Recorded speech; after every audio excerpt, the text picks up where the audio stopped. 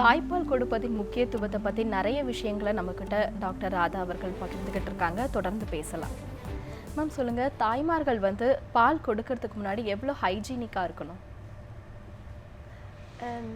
Special care அப்படின்னு ஒன்றும் செப்பரேட்டாக கிடையாது.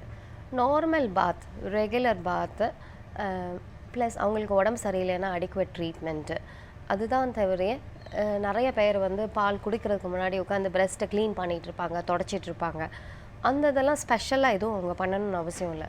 ஸோ ரெகுலர் நார்மல் ஹைஜீனிக் பாத் எடுத்துகிட்டு க்ளீன் ஹேண்ட்ஸ், சானிடைசர்னு சொல்லி நம்ம யூஸ் பண்ணிகிட்ருக்கோம் இல்லையா, அதை இப்போ நம்ம இன்க்ரீஸிங்காக எல்லா இடத்துலையும் ரெக்கமெண்ட் பண்ணுறோம். ஸோ வரவங்க போகிறவங்க பார்க்குறவங்க ப்ளஸ் தாய். ஸோ அந்த சானிடைசரை யூஸ் பண்ணிவிட்டு அவங்க பிரெஸ்ட்டை ஒவ்வொரு தடவையும் க்ளீன் பண்ணணும்னு அவசியமே கிடையாது. ஆஃப்டர் அ நார்மல் பாத் அவங்க டைரெக்டாகவே ஃபீட் பண்ணலாம். சில பேர் அழகு காரணத்தால் குழந்தைங்களுக்கு பால் கொடுக்கறது இல்லை. அது பரவாயில்ல, நம்ம எல்லாருமே கேட்டுட்ருக்கோம் இப்போதைக்கு அழகு காரணத்தால் பால் கொடுக்கறது இல்லை அப்படின்னு சொல்லிட்டு. அது குழந்தைங்களுக்கும் நல்லது கிடையாதுன்றது எல்லாருக்குமே தெரியும். தாய்மார்களுக்கு எவ்வளோ விளைவுகளை ஏற்படுத்தும்? அதாவது இப்போது இருக்கிற காலத்தில் நிறைய பேருக்கு பிரெஸ்ட் ஃபீடிங் அவேர்னஸ் நல்லாவே இன்க்ரீஸ் ஆகிருக்கு. அதனால் mothers, even upper class, different class, என்ன சொசைட்டினாலும் சரி, இந்தியானாலும் சரி, வெளிநாடுனாலும் சரி, நிறைய பேருக்கு பிரெஸ்ட் ஃபீடிங் இம்பார்ட்டன்ஸ் தெரிஞ்சதுனால அவங்க யூஸ்வலாகவே என்கரேஜாக ஃபீட் பண்ண தான் ட்ரை பண்ணுறாங்க. பட் ஒரு ஸ்மால் பாப்புலேஷன் இருக்க தான் செய்கிறாங்க. தன்னோட அழகு குறைஞ்சிரும், இல்லை பிரெஸ்ட்டு சேக் ஆகிடும் அப்படின்ற கவலையில் சில பேர் ஃபீட் பண்ணாமல் தான் இருக்காங்க. ஆக்சுவலாக தாய்க்கு நிறைய பலன் இருக்குது. அதில் தாயோட அழகும் ஜாஸ்தியாக தான் ஆகும் பிரெஸ்ட் ஃபீடிங்கால். அது எப்படி என்றால், அம்மா பிரெஸ்ட் ஃபீட் பண்ணுறதுனால ஆக்சிடோசின் ஒரு ஹார்மோன் ரிலீஸ் ஆகும். அந்த ஹார்மோனால் என்ன நடக்குதுன்னா, தன்னோட யூட்ரஸ், வயிற்றில் இருந்த யூட்ரஸ் ரொம்ப பெருசாக இருக்கும் டெலிவரிக்கு அப்புறம். பிரெஸ்ட் ஃபீடிங் பண்ண பண்ண அது நல்ல கண்ட்ராக்ஷன் கொடுக்கும். கண்ட்ராக்ஷன் கொடுத்து அது நல்ல சுருங்கும். அதனால் தாயோட வயிறு குறையுது. ஸோ தாயோட வயிறு குறையும் போதே அதை இடை அழகு கண்டிப்பாக அதிகரிக்குது. ஸோ அது ஆக்சுவலாக நல்ல விஷயம். அவங்களுக்கும் நல்ல ஷேப் கிடைக்க தான் செய்யும். பிரெஸ்ட் சேக் ஆகிடும்னு சொல்லி நிறைய பேர் கவலைப்படுவாங்க. பிரெஸ்ட் சேக் ஆகிடும்ன்ற கவலை இருந்துச்சுன்னா அவங்க நல்ல சப்போர்ட்டட் ப்ரா போட்டுக்கிட்டு இருந்தாங்கன்னா கண்டிப்பாக அந்த ப்ராப்ளம்ஸும் அறவே குறையுது.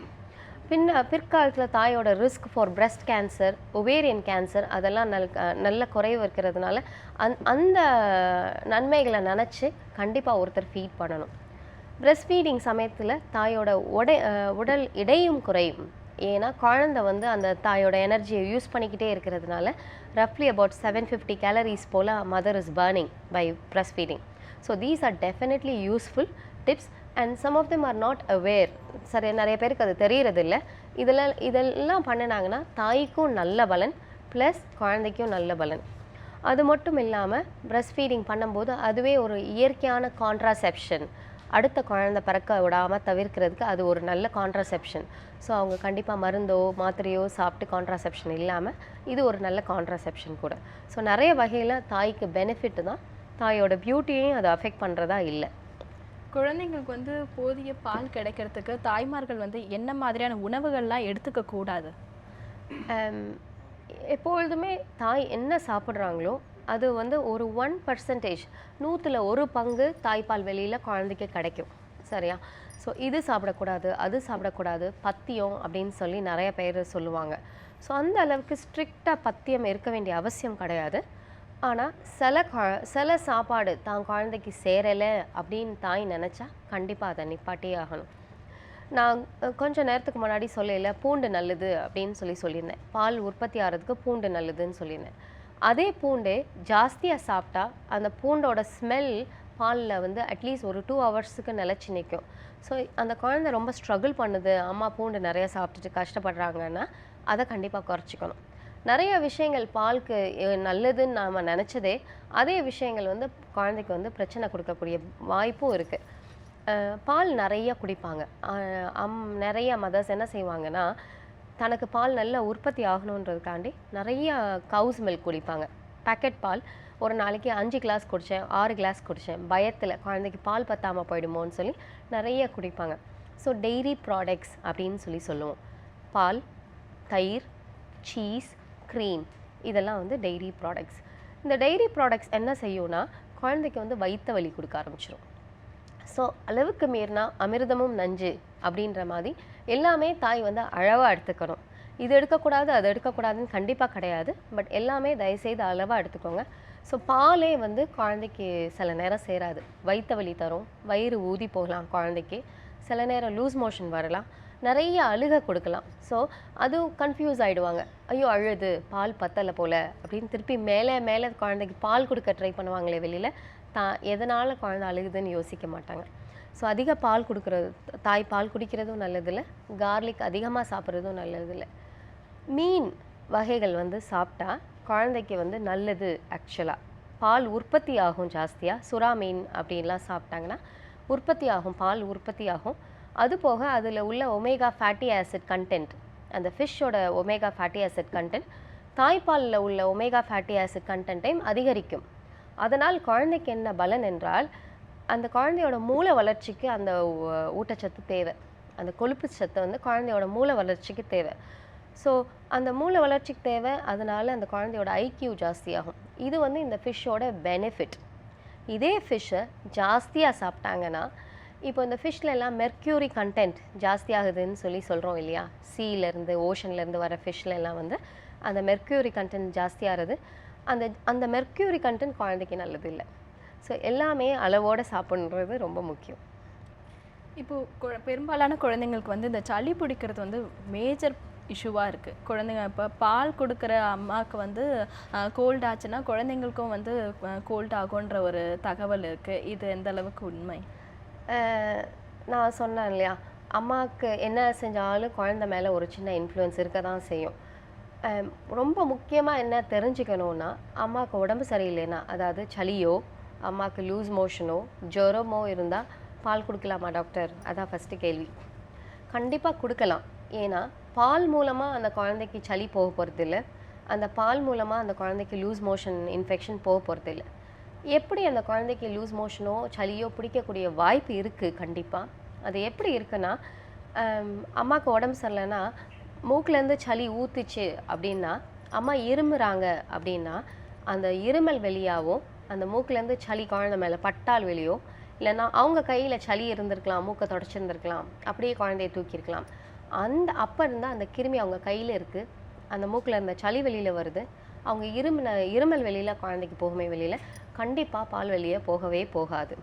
ஸோ என்ன அவங்க பண்ணணும்னா, கையை நல்லா க்ளீன் பண்ணிக்கணும், அந்த சானிடைசர் கண்டிப்பாக யூஸ் பண்ணிக்கணும், ஃபேஸ் மாஸ்க் அப்படின்னு சொல்லுவோம் இல்லையா, மாஸ்க் போட்டுக்கணும். ஸோ குழந்தை மேலே இருமாதீங்க, குழந்தை மேலே தூத்துன்னு துப்பிடாதீங்க.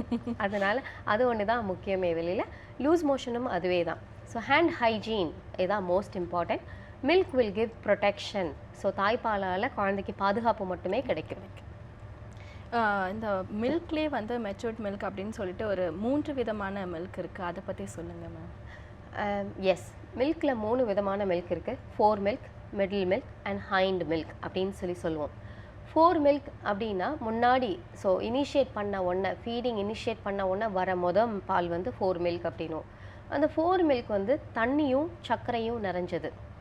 அந்த தண்ணியும் சர்க்கரையும் நிறைஞ்ச மில்க் 4 மில்க்.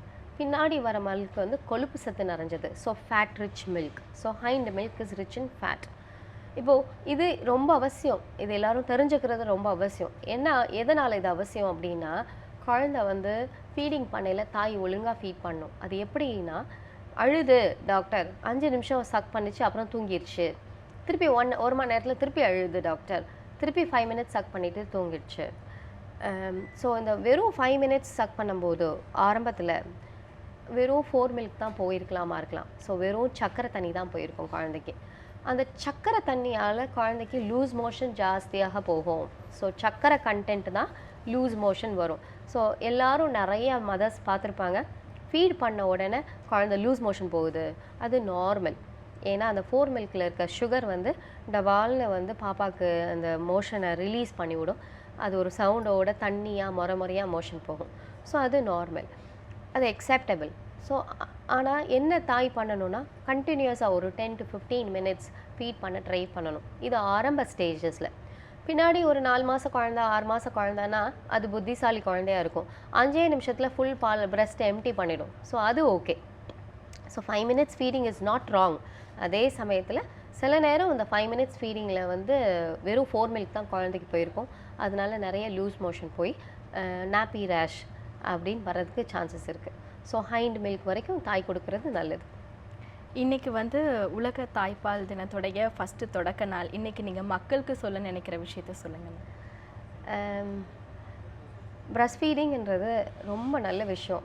ஒரு தாயாக நம்ம ஆரம்பத்தில் குழந்தைக்கு செய்ய போகிற நன்மை வந்து அந்த பிரஸ்ட் ஃபீடிங் இனிஷியேட் பண்ணது.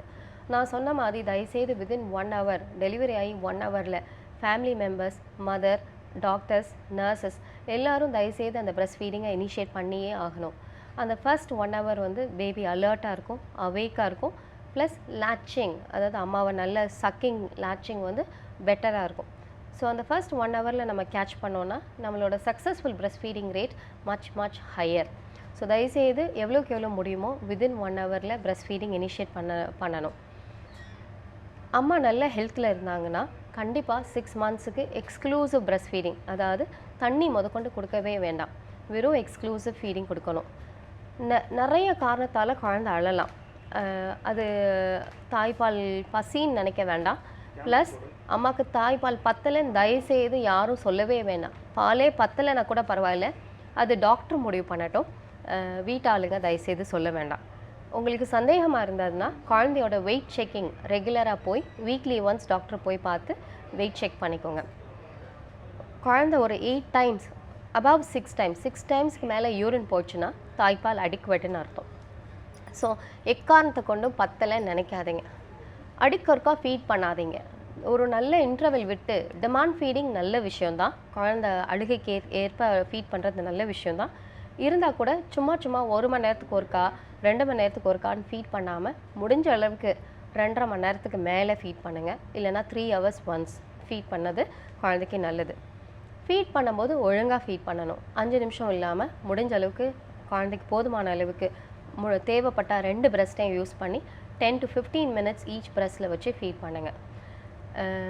நிறைய லிக்விட் எடுத்துக்கோங்க. நிறைய சாப்பிடணுன்னு அவசியம் இல்லை. பேலன்ஸ் டயட் சாப்பிட்டா போதும். பத்தியமாக இருக்க வேண்டிய அவசியமும் கிடையாது. எது சாப்பிட்டாலும் அளவாக சாப்பிடுங்க. ரொம்ப முக்கியமாக பால் நிறையா குடிக்க வேண்டிய அவசியமும் கிடையாது. அதுவே குழந்தைக்கு வயிற்று வலி கொடுக்கக்கூடிய ப்ராப்ளம் வரும். நல்ல என்கரேஜ்டு பிரஸ்ட் ஃபீடிங் கொடுத்தீங்கன்னா குழந்தையோட மூளை வளர்ச்சி பிரமாதமாக இருக்கும். இன்டெலிஜென்ஸ் வெரி ஹையாக இருக்கும். IQ is very good for breast fed babies. So இது எல்லாருக்கும் தெரியும், இன்ஃபெக்ஷன் ப்ரிவெண்ட் பண்ணும், பாண்டிங் இம்ப்ரூவ் பண்ணுன்றது நம்ம எல்லாம் தெரிஞ்சது. ஐக்யூ இம்ப்ரூவ் பண்ணணுன்றது ரொம்ப முக்கியமான விஷயம். அது வந்து பெரிய அட்வான்டேஜ். இன்னைக்கு நிலைமையிலையும் அந்த குழந்தையோட ஃப்யூச்சருக்கும் உங்களோட ஃப்யூச்சருக்கும் ரொம்ப நல்ல விஷயம் தட் ஐக்யூ இம்ப்ரூவ்ஸ். ஸோ தயவுசெய்து என்கரேஜ் பிரஸ்ட் ஃபீடிங் பண்ணுங்கள்.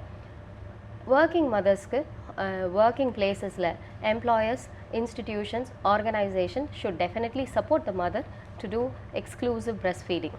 ஸோ எக்ஸ்க்ளூசிவாக அந்த தாய் ஃபீட் பண்ணுறதுக்கு ஃபேமிலி மெம்பர்ஸ்லேருந்து ஒர்க்கிங் அட்மாஸ்ஃபியர்லேருந்து எல்லாரும் சப்போர்ட் பண்ணணும். வெளியில் ஃபீட் பண்ணோம் அசிங்கமாக இருக்குது அப்படின்னு நினைக்க வேண்டாம். தேவைப்பட்டால் பெரிய ஷால் யூஸ் பண்ணிவிட்டு எங்கே ஃபீட் பண்ணவும் யோசிக்கவே வேண்டாம். It is easy way to feed a baby. கை நிறையா பேக் அள்ளிட்டு போகணுன்னு அவசியம் கிடையாது. பால் புட்டி, வாட்டரு, ஃப்ளாஸ்க்கு அதெல்லாம் அள்ளிட்டு போகணும்னு அவசியம் இல்லை. இன்னைக்கு தாய்ப்பால் கொடுப்பதின் முக்கியத்துவம், அவசியத்தை பற்றி நிறைய விஷயங்களை எங்கள் கிட்ட பகிர்ந்துக்கிட்டீங்க. நியூஸ் 7 தமிழ் சார்பாக உங்களுக்கு ரொம்ப நன்றிங்க. தேங்க்யூ. இன்னைக்கு தாய்ப்பால் கொடுப்பதின் முக்கியத்துவம், அதனுடைய அவசியம், பலன்கள் பற்றி நிறைய விஷயங்களை டாக்டர் ராதா மேம் அவர்கள் நம்ம கிட்ட பகிர்ந்துக்கிட்டாங்க. இன்னைக்கு வரவேற்பறை நிகழ்ச்சியில் நம்ம இந்த நிகழ்ச்சியை பார்த்தோம். இனி தொடர்ந்து பல்வேறு செய்திகளை பார்க்கலாம். நன்றி, வணக்கம். தேங்க்யூ.